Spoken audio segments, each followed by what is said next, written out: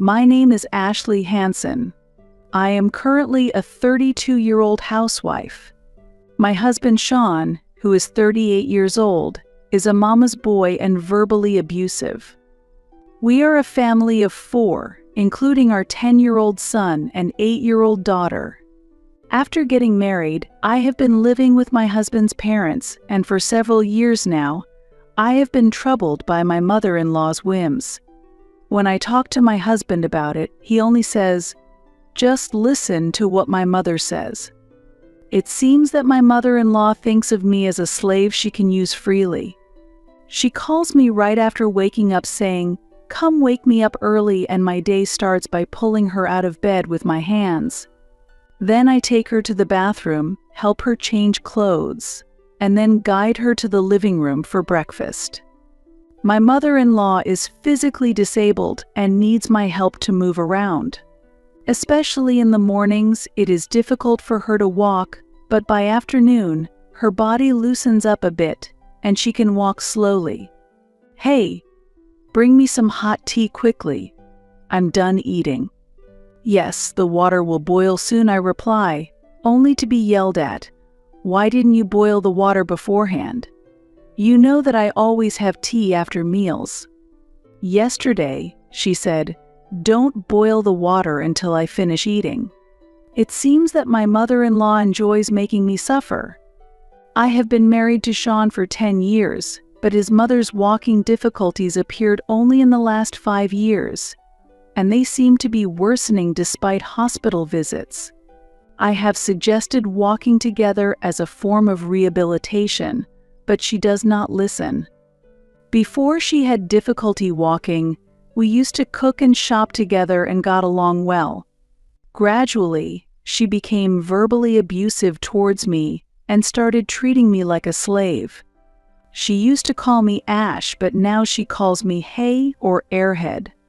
Despite this, I cared for her and depended on her in the past, so I try to accept the current difficult situation, but I feel sad when I remember how she used to be. Of course, I consult my husband about this every day. However, all he says is, "Just listen to what my mother says," and he does not listen to me at all when I talk about her health condition. Therefore, I record videos as proof that I have informed him whenever something happens so that he cannot say, "I didn't know, I wasn't aware." After a day of being yelled at and following unreasonable orders until my mother-in-law went to bed, a phone call from my sister-in-law made things even worse. "Hey, Susan is coming back home because she's giving birth, so make sure you take care of her properly."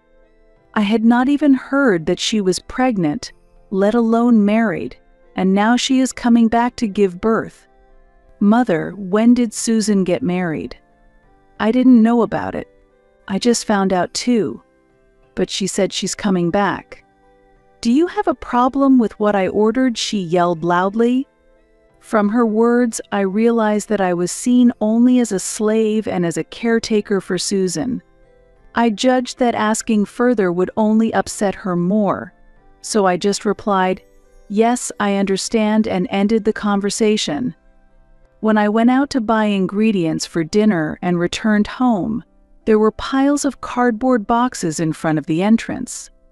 My son ran up to me as if waiting for my return.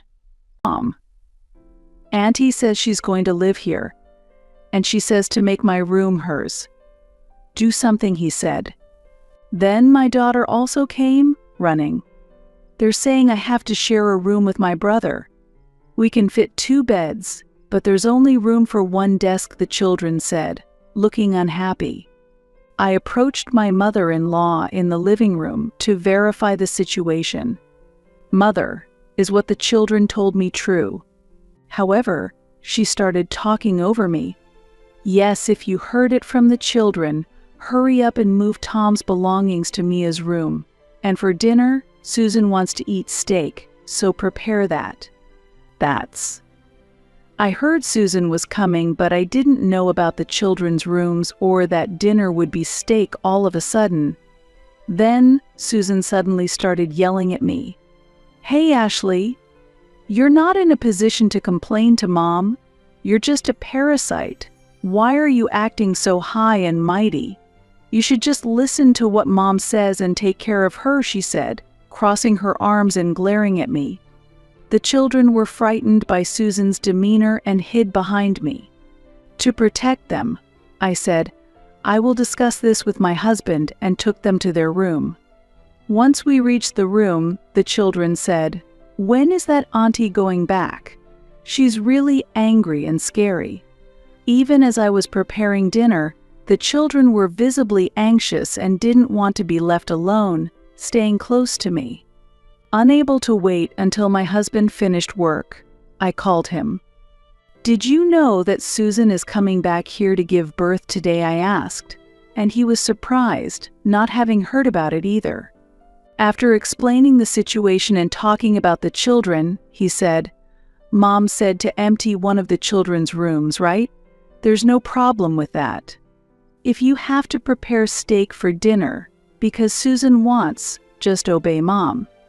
It's natural for Susan to be angry, and you should explain it to the children yourself. But it's impossible to fit 2 beds and a desk in a small room. What are we supposed to do?" "That's not my problem. Figure it out yourself," my husband replied, leaving me feeling hopeless. Seeing my state, my son said, "Mom, it's okay.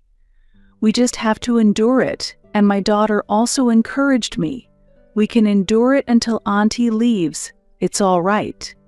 Indeed, it's just a matter of enduring until Susan gives birth.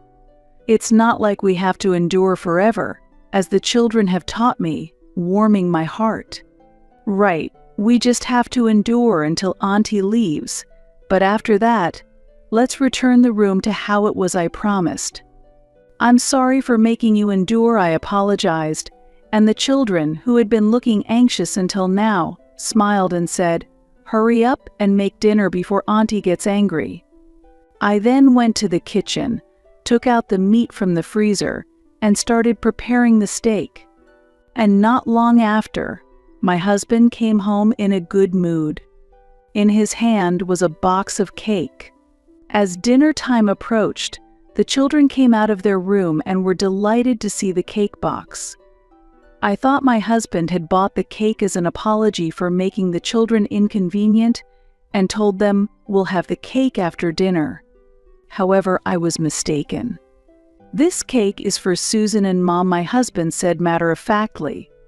"But why didn't you buy one for the children too? Don't ask such obvious questions." "I bought it because you made Mom and Susan feel bad." My daughter burst into tears, saying, "We haven't done anything wrong," but my husband ignored her and handed the cake to his sister. While holding my crying daughter, I tried to change the subject. "Susan, congratulations on your pregnancy. When is the baby due?" I asked. Laughing, Susan replied, "Ah, thank you. I think it's in October." I was stunned to realize she was only 3 months pregnant and already planning to give birth at home, with the intention of staying here for the entire time. No wonder her stomach wasn't showing at all. Then my mother-in-law asked, "So when are you getting married? What's your partner like?" Susan suddenly panicked and said, "Oh, my partner? Yes, he's the president of a company, and he's really busy right now, so he can't come over. But he's concerned about my health and thinks it's safer for me to be at my parents' house." I thought to myself, Susan is lying, and from her rushed response, there's a high chance that not only the pregnancy but also the marriage might be fabricated. Resolved to uncover the truth, I decided to call Susan's apartment and workplace the next day.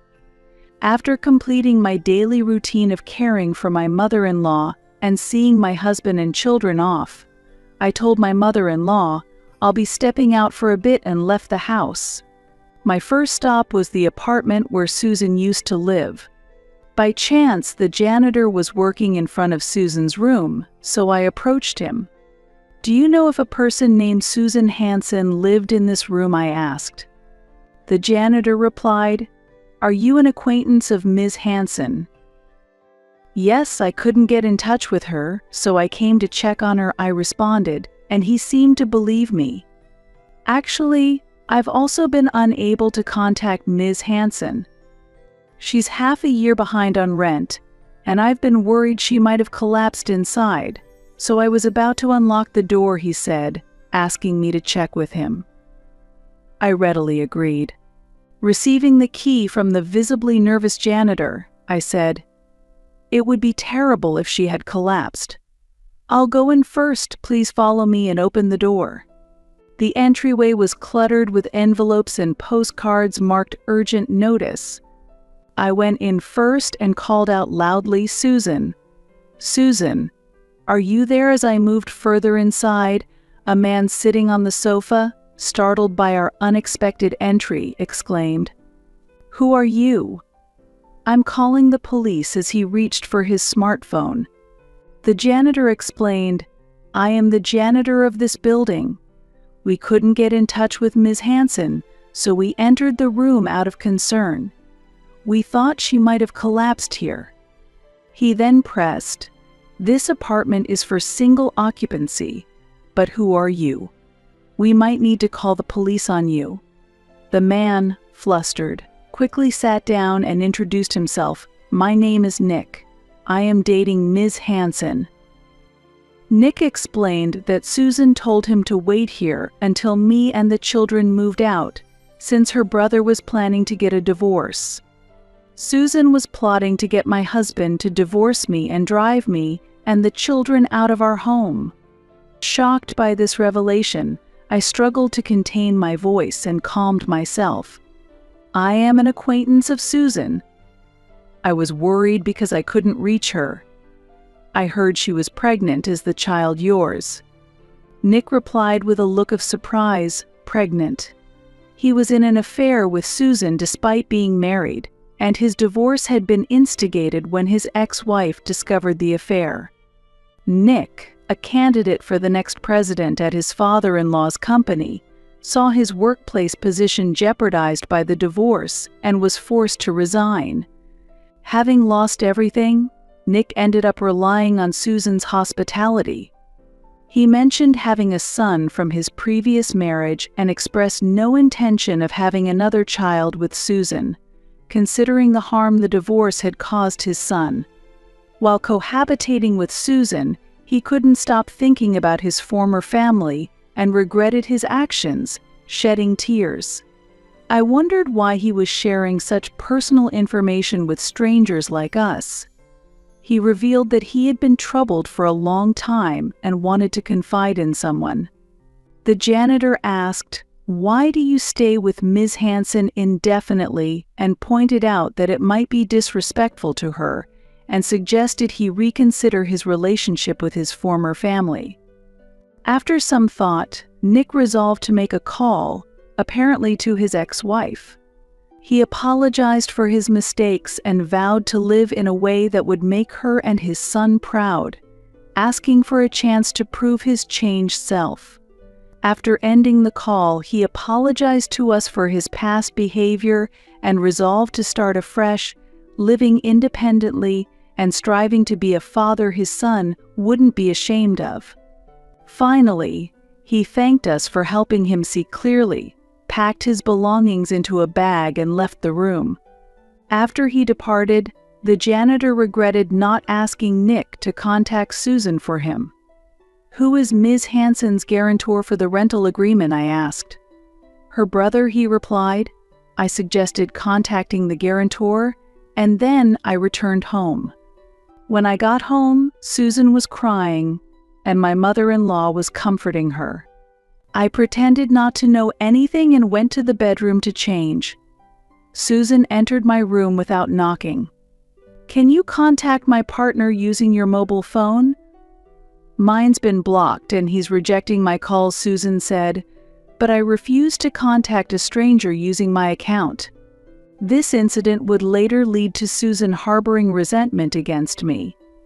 Just as my mother-in-law called for Susan from the living room, Susan glared at me, clicked her tongue, and headed to the living room. Sean told me he got a call from the janitor of your apartment. My mother-in-law was interrogating Susan. Susan, is it true that you've been delinquent on your rent? And there was a man living in your house. Is he your boyfriend? Suddenly, Susan burst into anger. Yes, I came back here intending to start a married life with him. But he wants to go back to his original family, so he left to start over alone. After shouting, she began crying again. Susan's words reached me as I was heading to the living room after changing. I couldn't get in touch with him, so I asked Ashley for help, but she refused. She's just being mean, making sure we can't contact each other, she raged, directing her anger at me. How dare she not listen to my request? She's a parasite, she exclaimed childishly, and I hoped faintly that my mother-in-law would rebuke Susan for her words. I thought so too. That woman, despite being an outsider, doesn't understand her place as a daughter-in-law. She's too impudent. My mother-in-law betrayed even that slight hope. Susan, you are going to live here with him, right? Then that daughter-in-law and her children will have to leave, she said. I had spent so much time catering to my mother-in-law's wishes over my children's. I endured all the sarcasm and abuse, hoping for a return to the enjoyable times I once shared with her. But I realized those days would never come again, and I was deeply disappointed. As I entered the living room, the attacks from my mother-in-law and Susan began. I heard you dared to refuse Susan's request. Didn't I tell you? You are parasites and you don't have the right to refuse? Because you guys didn't leave, he got fed up and left. I recalled my interaction with Nick in my heart. The reason his boyfriend left is because his original family was important to him, right? He chose his original family over Susan. So, it's not my fault. I provoked Susan deliberately. I knew provoking her would make her even more aggressive. It was clear that being called a parasite and making my children feel unwanted would continue. I decided to cut ties with this family. You should call him and say, Susan is crying, or please come back to her. Susan suggested childishly, thinking of naive ways to bring back her lover. Finally reaching my limit with her childish thinking and my mother-in-law's agreement. If that's what you say, then let's do it. Please give me his phone number. Then I called the number Susan gave me on speakerphone. When Nick answered, I relayed Susan's words directly. Susan is very sad since you broke up. She's crying, so please come back to her. Nick replied, I don't know who you are, but I have parted ways with Susan. I love my original family. What I had with Susan was a momentary lapse, and I feel nothing but regret now. Hearing this, Susan went insane and grabbed the phone to start speaking. Nick, what about the child in my stomach? You should take responsibility and marry me, Susan demanded. Susan, it wasn't long ago that I bought you medicine and sanitary products because you had severe menstrual pain. Plus, I never had that kind of relationship with you after the shock of my divorce. When Nick countered her argument, Susan fell silent. Nick apologized. I'm sorry, and hung up. I hoped that now they would understand that Nick left Susan to return to his original family, not because of me, but naturally, that wasn't the case. As soon as the call ended, Susan snapped at me, just because it's none of your business, you didn't speak passionately enough. If you had, he might have come back. Susan started screaming. It's your fault he left, even though she is a 35-year-old adult, 3 years older than me. Faced with accusations that would be typical in a children's quarrel, I was dumbfounded. Hearing Susan's breakdown, my mother-in-law said, That's right. It's all your fault. You're definitely a parasite. Leave this house immediately. As expected, I replied. Understood, and began packing. In the evening, when the children returned from school, I told them, "I'm going to divorce your father and leave this house." After a brief thought, my eldest son smiled and said, "That would be best." My daughters smiled similarly. Grandma and aunt were scary, so I wanted to get away soon. I asked the children, "Will you be okay without your father?" My son answered, "Dad was never on our side or Mom's, so it's okay." My daughter asked, "Are we going to live at your grandma's place on your side?" Just the three of us. It seemed she wasn't concerned about her father at all. Soon after, my husband came home. While I was packing and not greeting him, he entered the room furiously after hearing the story from his mother and sister. Here begins the final scenario I had imagined.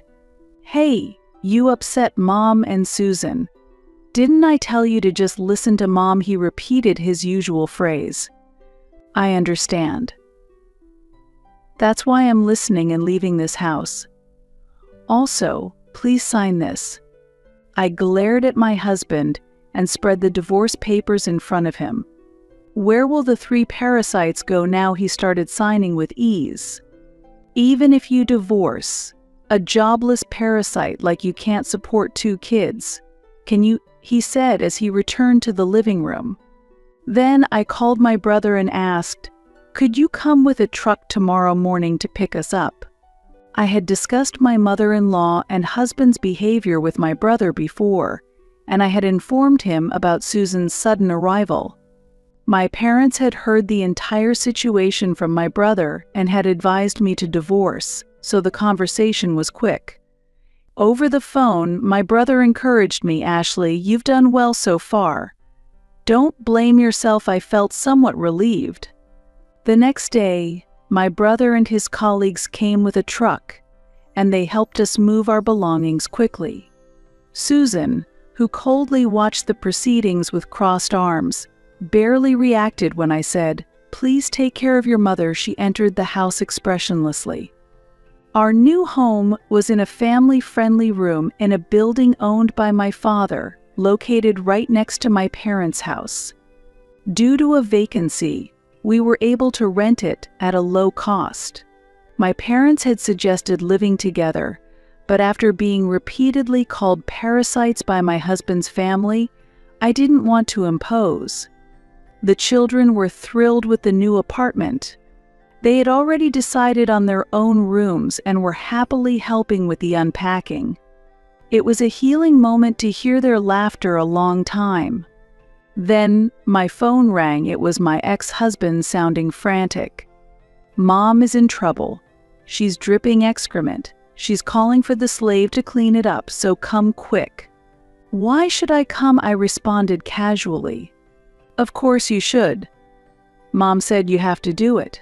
Hurry up. The whole house stinks." As if he had forgotten we were in the process of getting divorced, I replied, "What? I'm a complete stranger now, haha," and he exploded in anger. "After I've taken care of 3 parasites for so long, you can't even do this much."